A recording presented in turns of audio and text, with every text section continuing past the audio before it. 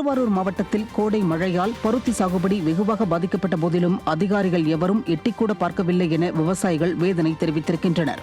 நடப்பு ஆண்டில் சுமார் 50,000 ஏக்கருக்கு மேலாக பருத்தி சாகுபடி செய்யப்பட்ட நிலையில் 5 நாட்களுக்கும் மேலாக பெய்த கோடை கனமழை காரணமாக மாவட்டத்தில் பல்வேறு இடங்களில் பருத்தி சாகுபடி கடுமையாக பாதிக்கப்பட்டது.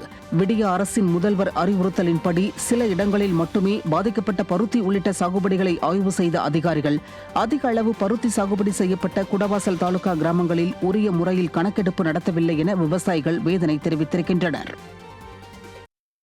இப்போ இந்த ஆண்டை பொறுத்தவரை டெல்டா மாவட்டத்தில் பருத்தி, நெல், எள்ளு சாகுபடி செய்த விவசாயிகள் மத்தியில் பருத்தி பயிரில் ஈடுபட்ட விவசாயிகள் அனைவருக்கும் இழப்பீடு ஒரு ஏக்கருக்கு 35,000 ரூபா. 15 நாளைக்கு ஒரு முறை அதுக்கு மருந்து அடித்து ஒரு பிள்ளையை பார்க்குற மாரி பாதுகாத்து அதை கொண்டு வந்து போகும்போது பருவம் தப்பி பெய்த கனமழையால் பருத்தி பயிருக்கு கீழே செடி செத்து போச்சு. வேளாண் துறை அதிகாரிகள் இது வரைக்கும் பார்க்கல.